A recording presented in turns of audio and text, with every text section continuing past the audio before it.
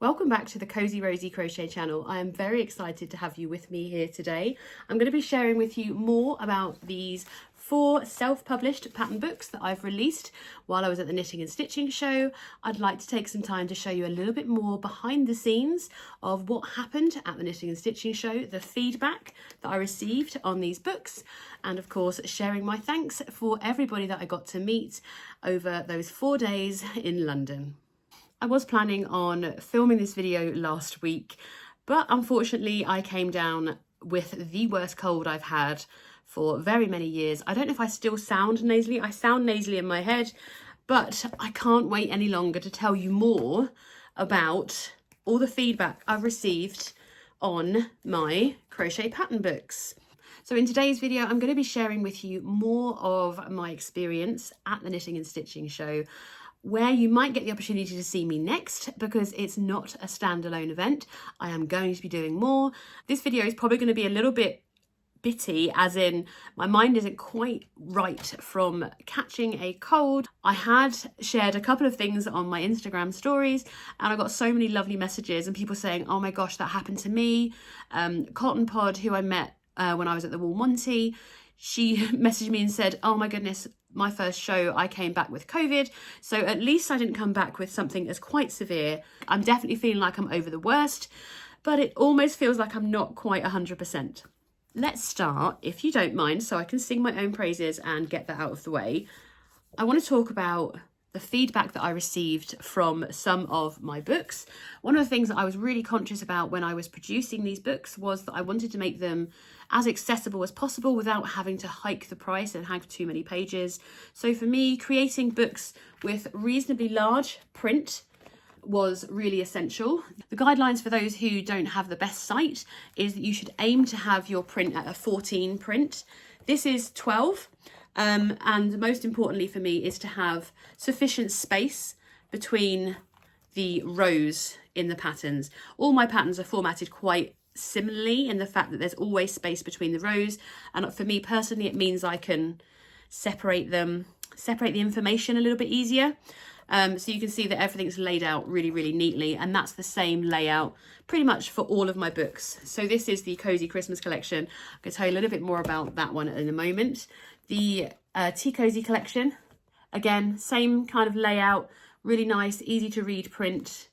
If I show you a pattern, that'll probably help. Hang on, there we are. So there's a whole page of pattern information, and it's really very clear to read, and that was really important to me. Now, I do have to share a little bit of a big win for me. So obviously I did a limited print run on all of my new books, and the Cozy Christmas collection sold out by the middle of day 4, the last day of the show. Everything had sold out. All I had left was my display copy. People were trying to get that out of my hands as well. And I know why it was so popular. I mean, obviously it has the most stunning patterns in it. It does have 2 brand new patterns, which is the Simon the Snowman and Gary the Gingerbread, that are not yet released. They will be released next month. But I think the reason it was so popular was probably to do with how I planned the layout of my stand.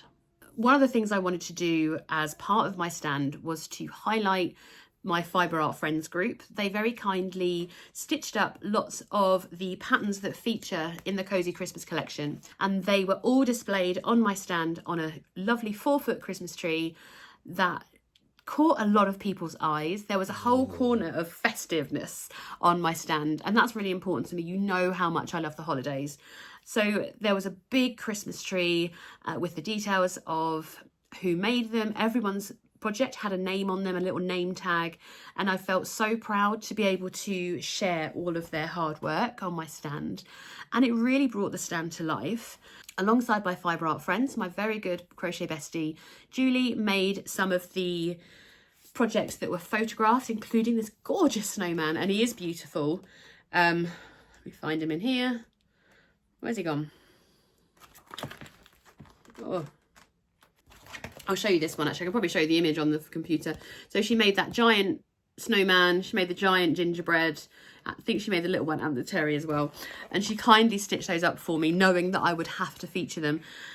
I'm going to thank my photographer at the end of the video because she did me a solid. But to know that all of their makes were featured on that stand made me incredibly proud, and 100% it was that Christmas tree that sold that book, because it brought those patterns to life. For people to see them in real life and to be able to see how a whole handmade tree could look, I think it was quite the inspiration. Julie also made some of my mini stockings, but they were made in, I think, double knit, doubled up, but they were made in sparkly yarn. And they were strung across a hand-painted fireplace that was designed by Artie Abbey. She's another colleague that I work with in my local hobbycraft store. That fireplace for me was such a wonderful touch to giving it more of a cozy feel on my stand. And again, very, very show-stopping. But I do wholeheartedly put down this book selling out down to that beautiful Christmas tree. And that Christmas tree is going to be on display in, I think, the end of November, start of December. I'm entering it into a competition at the Dustin Community Centre, and I'm really excited for that, to see how well received that is as well, knowing that it's been made by people in the local community. Now, it's no big surprise to me that my tea cozies also caught people's eyes. The running rings around Granny Teapot and the Honey and Crumpets collection have been bestsellers since 2020, and it's easy to see why. They are absolutely stunning. But I think seeing all the teapots gathered together in one little section on the stand brought them to life more than ever. Of course, I had my 12-cup teapot as well, which is just hilarious and makes everybody laugh. But if you're a tea lover, the chances are you've got a big tea cozy, and it's nice to know you can make a pattern that will fit there. Alongside those two popular patterns, the other show-stopping patterns were my Christmas pudding tea cozy and the cupcake tea cozy. They are different to like standard crochet tea cozies in the fact that they're actually insulated. Now, these patterns are both premium patterns. They've not been released as available for free on the website. So they are both featured in the book because obviously, unfortunately, it can't be Christmas all year round. So there is the cupcake version for those who like to have tea and cake without the calories. So this book was equally as popular, not quite a sellout as the Cozy Christmas collection, but it was very, very popular. So to have as many of the patterns on display as possible was a huge kind of thing at the back of my mind. I don't have a huge number of blanket patterns, but I ended up with 4 different blanket patterns available on my stand, and displaying them was quite a challenge. One of the blankets that I had on display was the dark green version of the Jolly Holiday blanket. There it is photographed. One of the funniest things, I love being able to overhear what people are saying. And one of the best comments I had or heard was, "Oh, I like that. It's not too in your face." Now, obviously, I like Christmas and I like a little bit of the almost tacky look when it comes to Christmas, but not everybody does, which is what prompted the Jolly Holiday blanket.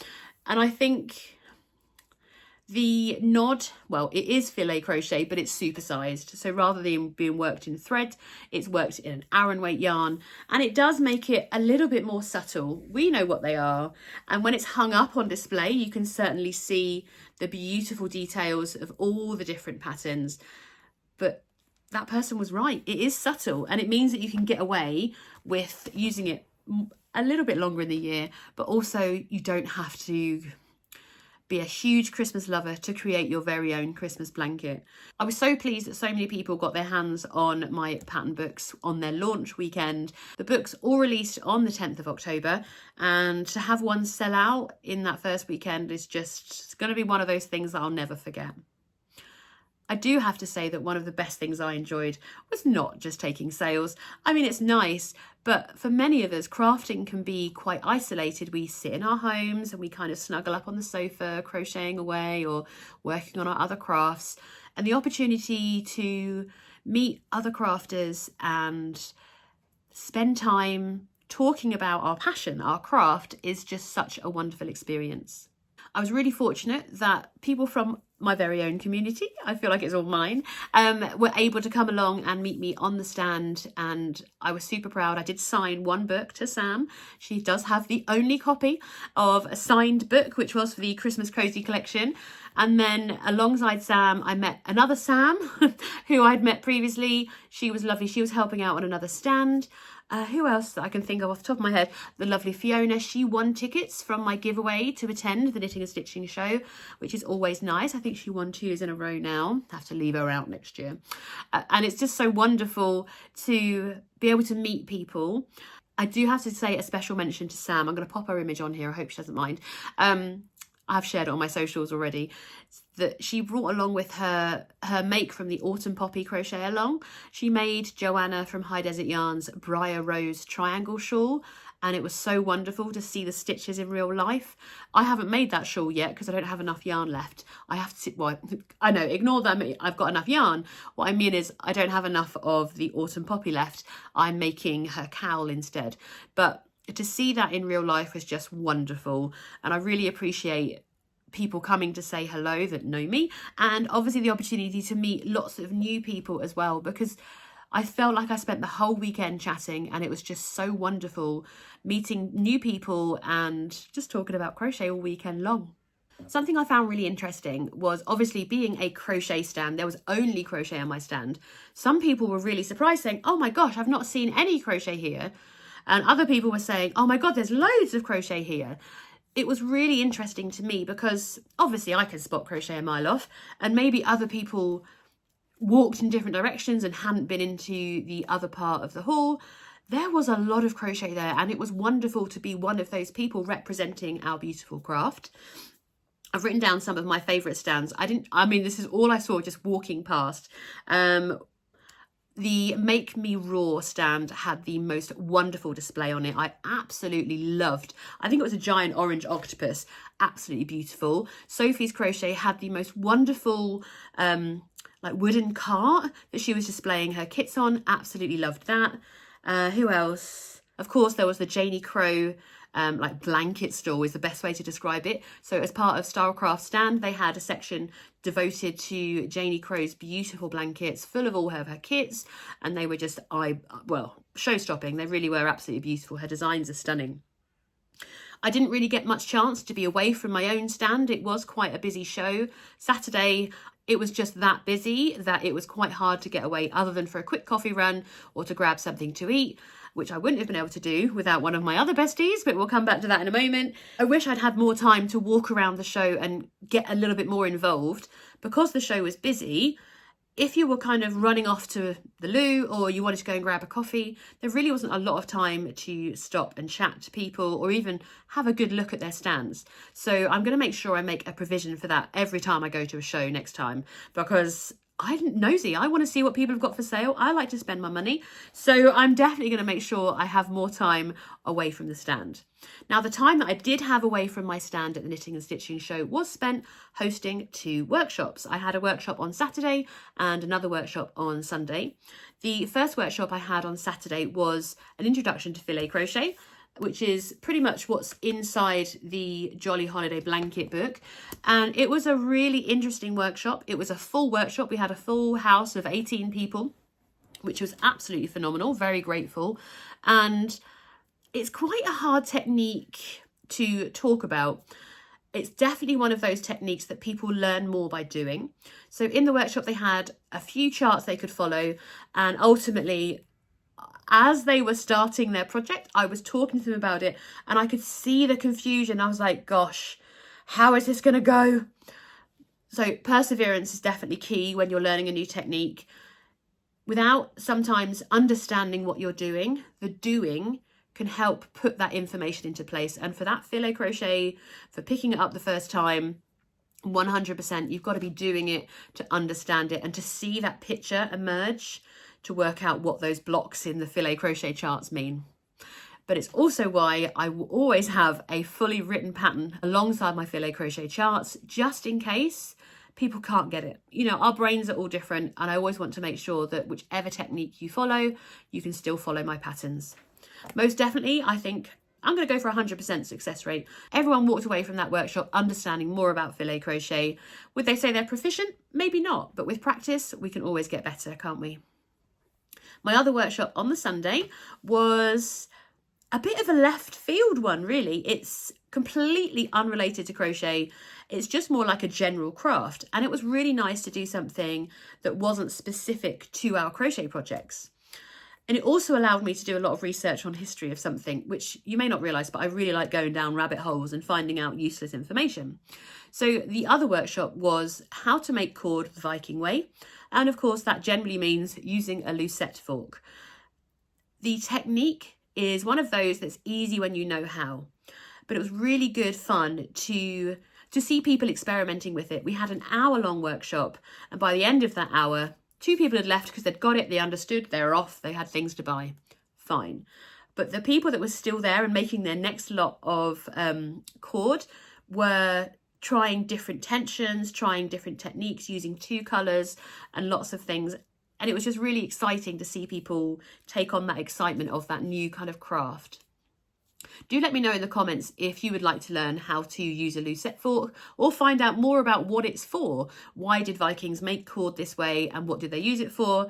Because trust me, I now know far too much, and I'm willing to share that information with you.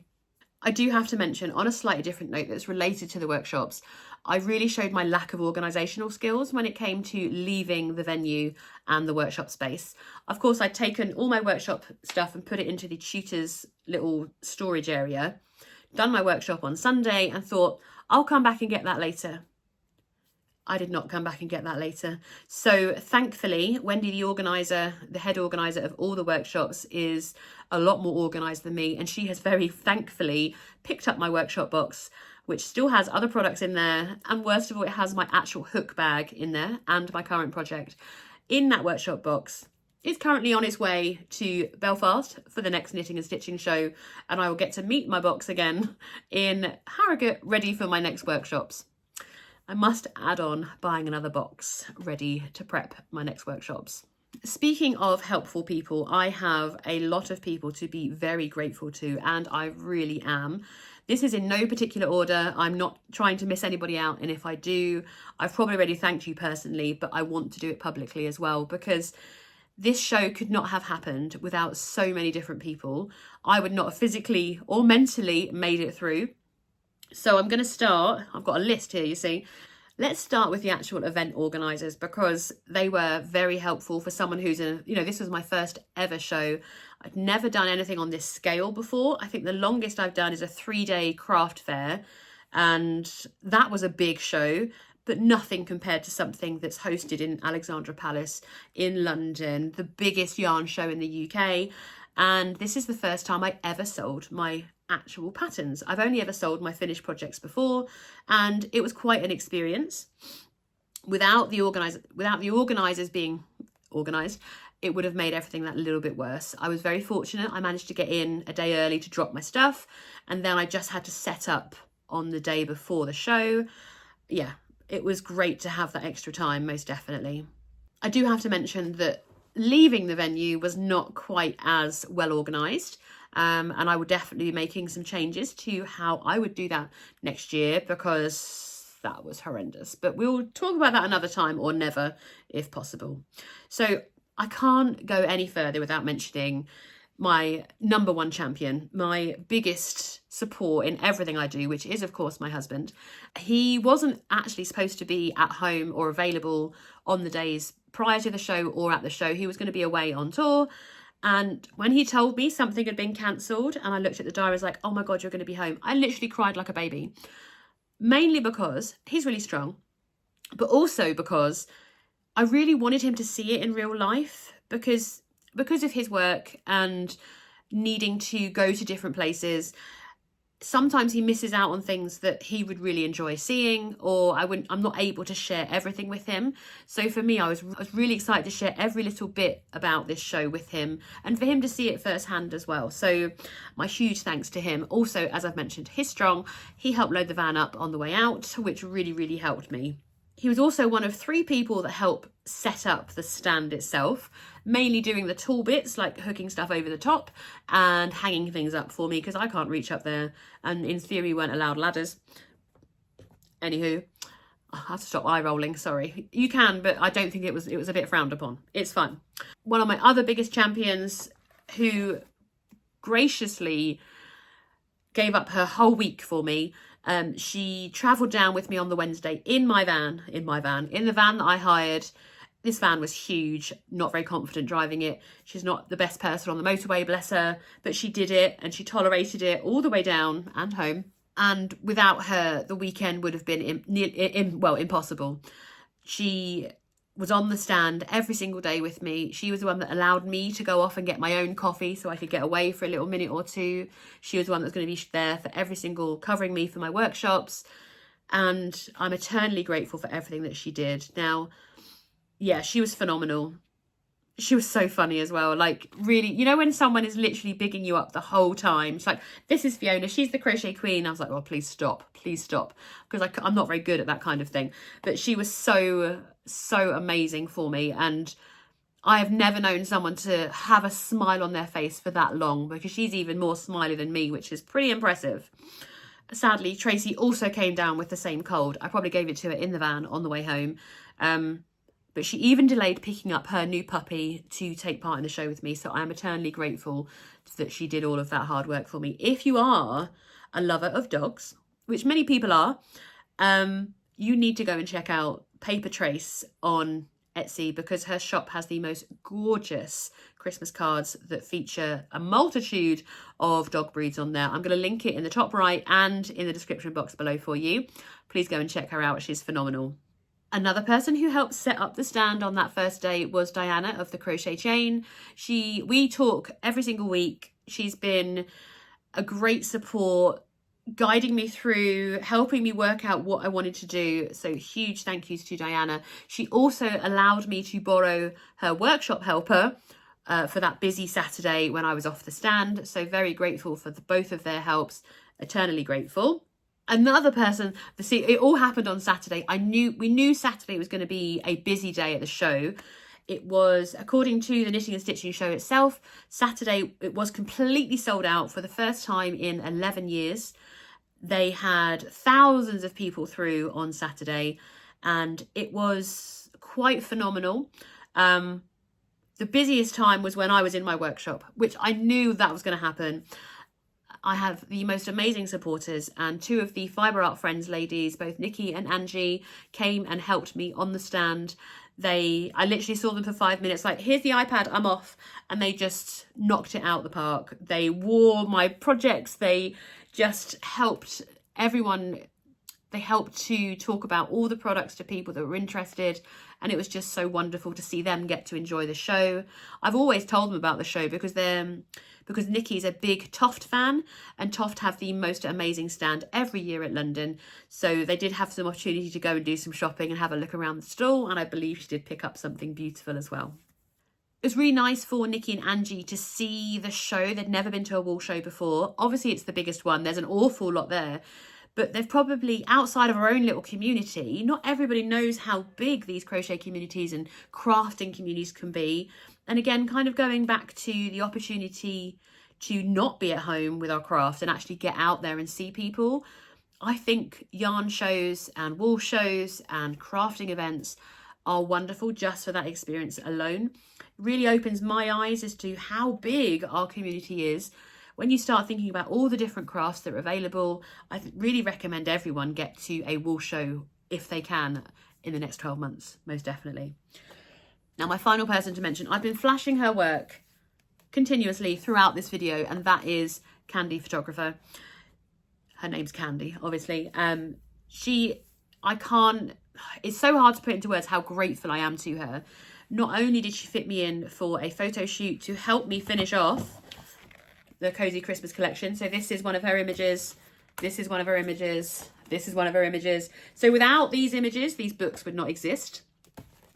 She also came down to the Knitting and Stitching show for the first day. I knew I would not be with it enough to take footage and capture anything. And not only did she capture beautiful images for me, she's captured some wonderful snippets of the day itself, me chatting to people, which I would never get to see. She also got the most hilarious video of Tracy talking to someone. I think I'm going to insert that here. And if it doesn't make you laugh, maybe there's something wrong with my head. Pick your stick up and give it a go. So yeah, pick up a stick and just do it. And I think I might have to make that my slogan, because it's just ideal for those beginners who haven't done crochet before. Pick up a stick and do it. I just loved it so much. I was laughing my head off when I got that little image, that little kind of snippet of a video. It was just so funny. It really made me laugh. I have to say, Khandie is probably the most talented photographer I've ever met. She works in so many different niches. You know, she's done other knitwear before. She's worked with my very good friend Bernadine. Her book's there. She did the photography. Oh. She did the photography for Bernadine's book. She did my, prior to doing Bernadine's book, she'd already done my Crochet Fashion Week photo shoot as well. So it doesn't matter what you throw at her. She has the skill set and the backdrops to pretty much do anything. You can't photograph like that by fluke. She has amazing talent. So if you're a budding photographer or you're interested in photography, go and check out her YouTube channel. She's very frank and sweary, which I like. And she's also just released her very own book, which is Take the Lens Cap Off. There's another word in that, but I don't say that on my channel. So take the lens cap off. And I love the whole ethos behind that book. I think it can be applied to many, many aspects of our life, and I wish her all the best with her latest release as well. And a huge thank you to Khandie again. Of course, I love to ramble, and I think I've told you lots. I've possibly told you nothing. If you have any questions, of course, let me know in the comments and I will answer them as much as I can. But I think probably one of the most important questions is, where am I next? Because I would love to meet as many people in our community as possible. And of course, the opportunity to meet more new people is just too exciting for me. So in the next few weeks, I do have another video planned. I can see I've got a giant box to my left that is full of full of crochet items that someone has generously gifted to me. So I'm going to do an unboxing. I'll probably film that tomorrow and try and get that out in the next couple of weeks as well. And then I'm having a little bit of a weekend away. It's going to be a good weekend away. I'm going to get to see my good friend Bernadine, and I'm going to go and do a tour of something as well that I missed the big announcement day because that's when I was really poorly. You're probably already aware of what I'm talking about. I hope you are. If you're in the UK, you probably will know who I'm talking about and whose product I'm talking about. I'm very excited to be going up to Yorkshire, shall we say. Anyway, I'll share more of that as the time goes along. Show-wise, I'm not done for the year. I've got Harrogate coming up towards the end of November. That is going to be just workshops. I don't have a stand at Harrogate. I have 8 workshops though, and there are availability for some of them. There's a crochet a bauble. I've got a granny square workshop. What else do I have? Filet crochet again, I think. Yeah, introduction to filet crochet. Loads of different workshops on there. If you go to the Knitting and Stitching Show website and go to Harrogate, you can see all the workshops that are available there. I do have one more show this year, which is going to be all the way in December, and it is going to be the place to go shopping for your own Christmas present. It's the Christmas Wool Show. It's being held in the National Conference Centre, the NCC, in Solihull/Birmingham. It has the most amazing array of small businesses that are going to be there. If you're going to have crafty friends still to purchase for, or you're looking to spend a few pennies on yourself, it is going to be a phenomenal weekend. I do have workshops there as well, but the Christmas Wool Show is my next big show, and that's the 13th and 14th of December. I need to update the website because there are dates already going in for 2025, including the Waltham Abbey Wool Show, which is hosted by Diana of the Crochet Chain, and I'm going to be there. That's just a one-day show, and I'm actually really excited for that one. I wrote the date down. It's going to be on the 19th of January. So for me, I'm going to be saving all my Christmas pennies to spend at the Waltham Abbey Wool Show. There's, again, quite a large number of vendors that are going to be there. I've got my foot stuck. There's going to be quite a large number of stallholders and small businesses there selling their encouraging us to try new things for the new year, and I'm hoping I'm going to be releasing a new pattern that weekend as well, so hold fire on that one. What else? I do have some other shows booked for later in 2025, including the Wool Monty, which is in June, and the Knitting and Stitching Show in London 2025. I have done it. I am going to be redoing it all again next year. So if you came along this year, make sure you go and register early bird tickets. Most shows will offer you a discounted price if you book your tickets in advance, and the tickets always go on sale early. So if you are near Sheffield, go right now to the Wool Monty and go and secure your weekend tickets, because you can go for the whole weekend. I think it's only £15. The Knitting and Stitching Show, those tickets are not available yet, but you can get on the early bird. You get 24-hour access earlier than everybody else if you register now. Waltham Abbey Wool Show, those tickets are for sale right now, as is, of course, the Christmas Wool Show that's going to be held in December. Whew. Yeah, I'm trying to get super organised and getting ahead for 2025. But what I'd like to know is, will you be going to a wool show in 2025? So let me know in the comments if you are planning on going to a wool show in the next 12 months. Are you going to come and see me in London next year?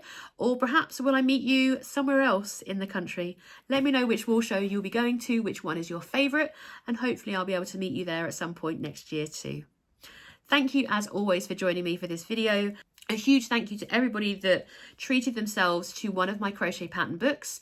They are available over in my shop that I've linked at the bottom for you here, and hopefully soon they'll be on Amazon too. I will see you in the next video.